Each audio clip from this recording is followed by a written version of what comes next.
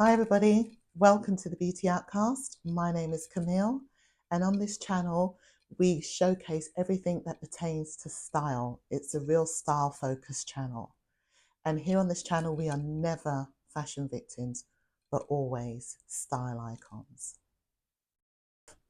On this episode it's about London Fashion Week. It's a bit thin on the ground, but I can't fast forward to Milan even though I'm kind of itching to. Just a few designers that stood out for me, and hopefully there will be style haves in our wardrobes if they're not existing already. So a few designers I'm going to pull out from the shows, also with the hope that they will be reinterpreted on the high street. I won't go too deep, but I just want to show you some of the really great designers of London Fashion Week, even though a lot of them have left the pond, so to speak, and gone to sunnier and not so sunnier climes to build their brands. So the shows of Spring Ready to Wear 2025 continue. And the first up for London that really stood out for me and that I loved is Erdem. Erdem loves to embellish. Erdem loves a print. Erdem loves a silhouette. And this collection is no exception. But what was really interesting about this collection is the way they've interpreted the masculine and feminine, in the sense that you'll see a tuxedo jacket, then that's paired with this like taffeta bow skirt element, drapery from this suit wear. It's just clever, but it really works. You think, huh? But it really works. And then they go on to have a skirt, like crystallized skirt with a tuxedo jacket and some sort of DM looking like shoes, you know, like with some appliques, delicate feminine appliques. I really enjoy this collection. This piece, this is great. Another great example of masculine and feminine. See, what they've done here is they've taken a corporate underlay of a waistcoat and trousers, you know, grey, really classic corporate grey, and then they've paired it with this beautiful enlivening green and crystallized taffeta, and they've draped it. You see that with the pinstripe, with the waistcoat and the menswear looking shoes. It just looks so wearable and great. So it'll be interesting to see how the high street interprets this, because this can be done really well if it's done well. Oh, this dress just illustrates floral fringing. The florals are really eclectic, such an Erdem way.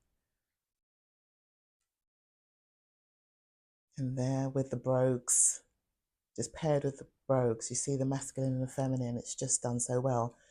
It's also done in black as well. Love that. And then this piece, I love this print.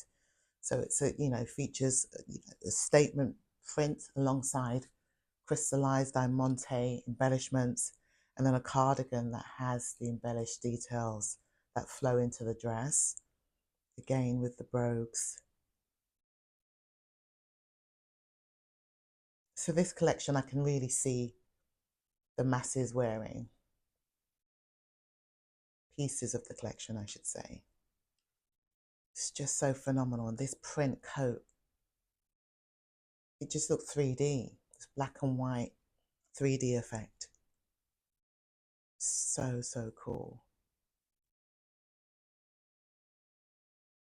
And they've got these labels on the sleeve cuffs that say the wall of loneliness. Love that. The applique on this. So chiffon appliques framing the petals. It's so good. So that's Erdem. Spring Summer 2025, ready to wear. Look forward to seeing it on the high street. Next up, we have J.W. Anderson, who, for those of you that may not know, is also the designer for Loewe, which is obviously not the hottest brand at the moment. To me, J.W. Anderson, his own line, is the precursor to Loewe every season.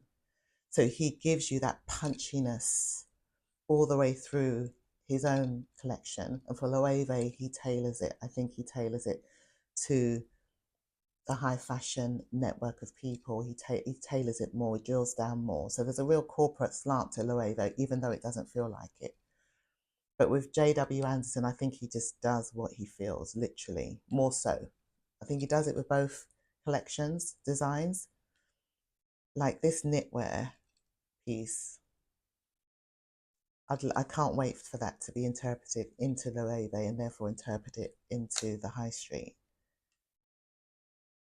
And these hemlines and these kind of, I don't know what they got, it's like a rim of a hat of these mini skirts. They're really interesting. Not sure how wearable, but they look really great on the catwalk.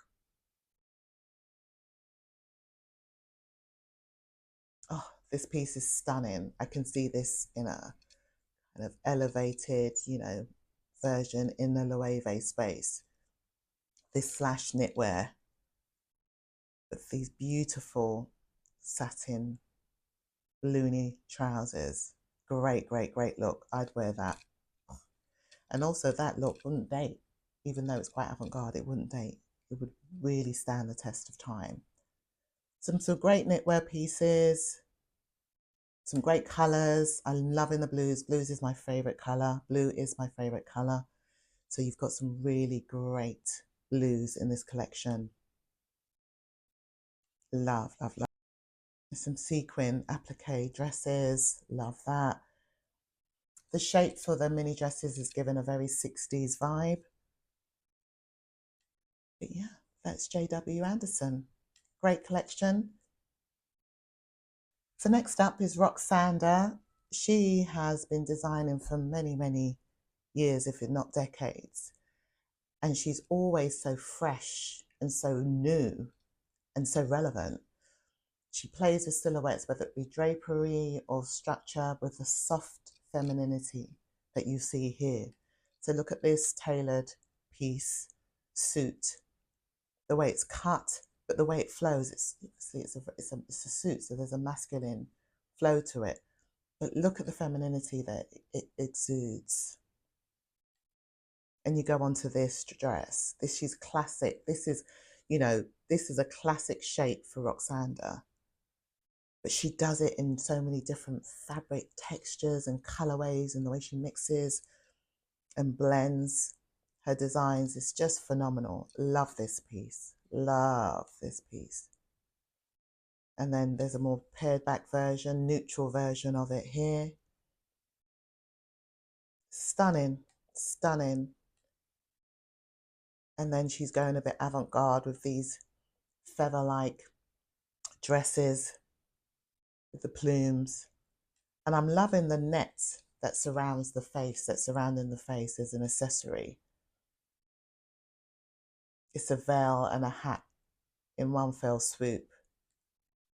And I love, this is my favorite piece of collection. And I love that she's used an older model here who's rocking it. But this dress is pretty iconic. Roksanda never fails. She really doesn't. Look at her pieces, the detailing, the workmanship. And then here, there's something for everybody. Look at this piece.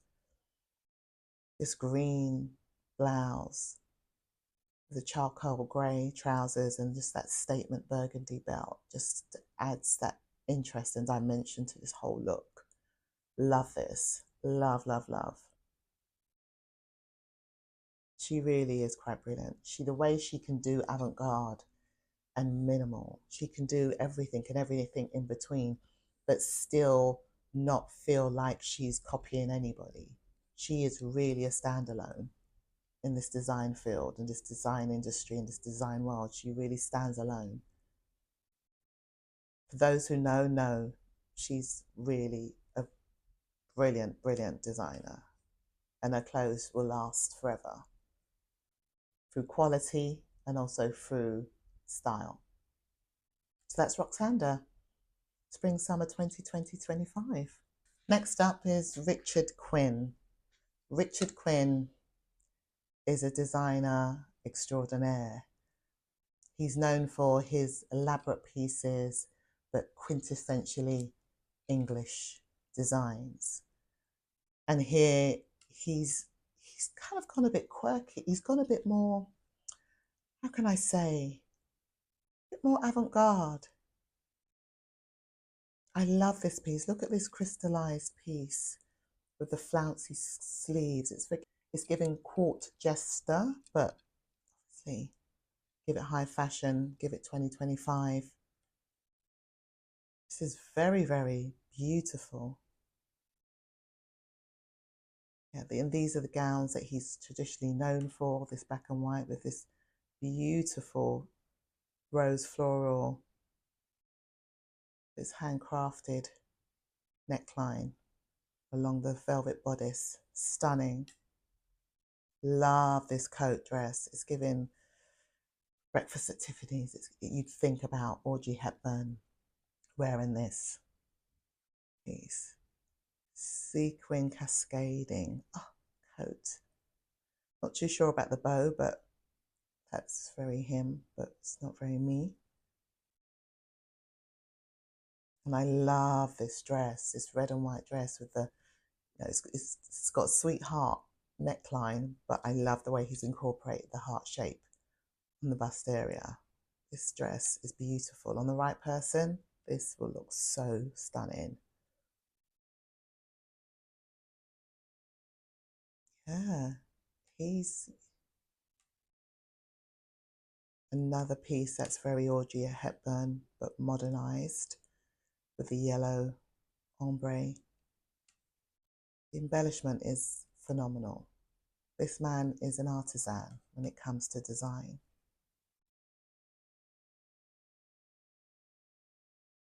So yeah, not sure how this will get interpreted into the high street.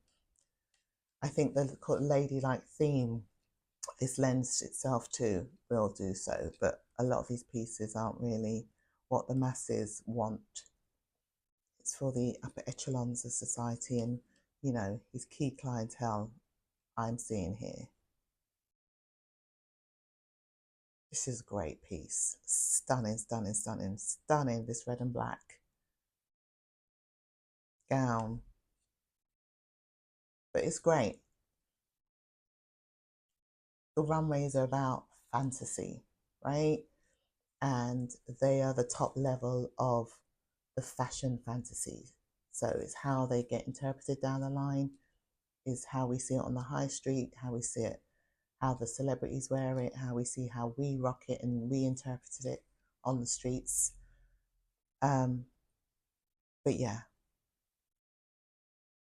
not very user friendly for the masses, but so necessary for the design element and just for people that have the occasion to wear his designs to look out of this world. His designs always feel very red carpet, if not bridal. It's a great collection. Next up is Burberry. Had to do Burberry right. I'm loving these trench dresses. The silhouette is so cool, so flowy, so laid back, but so chic and so wearable. This is going to be really interpreted well on the high street. Love it. Can't wait to wear something that looks similar to that. And then he's done short versions of the trench, which I love, like a biker jacket version. It's all very wearable, actually. But I'm not sure how affordable.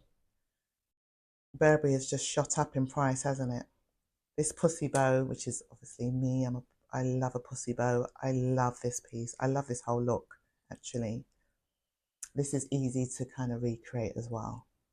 The shape. And if possible, you just tie your pussy bow to the side to get this look. Not so much of the Burberry print on the catwalk either. This is a great piece. I don't know whether they've just, I don't know if that's a scarf or they've just added a top and just kind of attached it, or it's part of the whole look. Who knows? But this is a great piece. Very wearable. Here's another trench dress. And on the trench, the classic Burberry trench, he's added a plumed collar, a feathered collar here. Wow, I like it. It has great impact. The shoes are great as well that she's got on. Ah, spoke too soon. Here's the iconic Burberry print on a cord here. Love this. Love this. He's made it very, very wearable and very high fashion. Love that. So good. Burberry Parkers. Loving that. Loving these Burberry Parkers for sure. Parkers are a thing. Very much a thing for spring, summer, for autumn, winter too, obviously. But I love that he's turned a parka into a kind of biker jacket vibe here. Love this. Great outerwear. Bags, not so sure. Can't really see a lot of them, but the bags I'm seeing, no. But the jackets and the separates are really stunning. And the colors are very palatable. There's nothing like crazy. There's no crazy colors here. Really. Even that orange is not. It's not crazy. But a really, really cohesive collection. Love this leather jacket. Oh, stunning. There's lots here. There's lots here for us to be inspired by, and also for the high street, and for us to reinterpret from our wardrobes or from wherever. Great collection, actually. Really enjoyed this collection. That's Burberry, Spring Summer 2025. So here we have Simone Rocha. Ballet is heavily influenced in this collection. And you have a real, the kind of really super short tutus.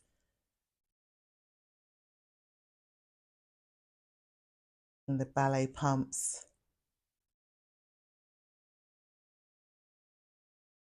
Yeah, this is quite an avant-garde collection, even though it's simplified. As you can see, I do like the cardigans with the applique, the netting detail. I do like those. I think they could translate well.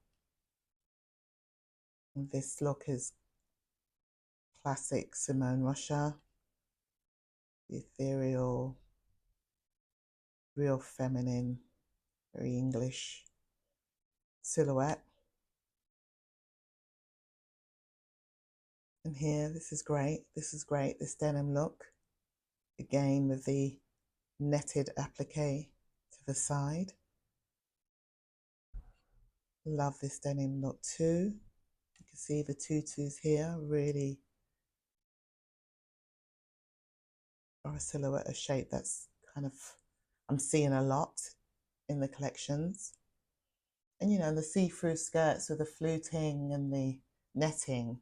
The netted skirt thing is a thing, but the fluted with kind of see-through bits, sheer bits, and then the fuller layers of netting, that's going to be big for spring summer, definitely. From now really until spring summer. It always starts from now, once available. And again, drapery is a thing.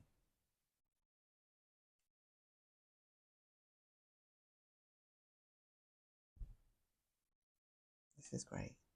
Great collection. Not as wearable when you first look at it in many ways, but very wearable when you drill down and you start to really kind of think about what this collection means to you as an individual, you know? To make it work in many ways.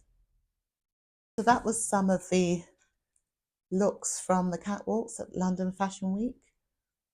Florals are still pretty huge, but the appliques that I'm just a bit like, enough already. But I do love it when they're done in really interesting ways, I'm not gonna lie. Yeah, so you've got the tutu, you've got the ballet core trend that's still super strong. I think it's getting stronger for 2025. Let's see what Milan does. But I'm excited for Milan because, as I said before, Milan's my favourite shows of the season, always been my favourite shows. Obviously, I'm biased because I've worked with quite a few of the Italian brands.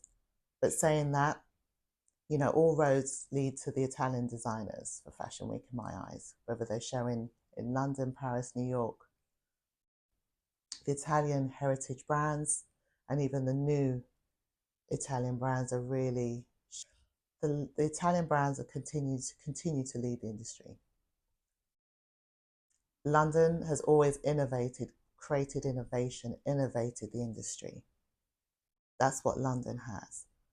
So many of our greats are designing for all the brands all over the world. So St. Martin's has given birth to the greats of luxury or just fashion design in general. So that's why I had to do London Fashion Week, because even though it's somewhat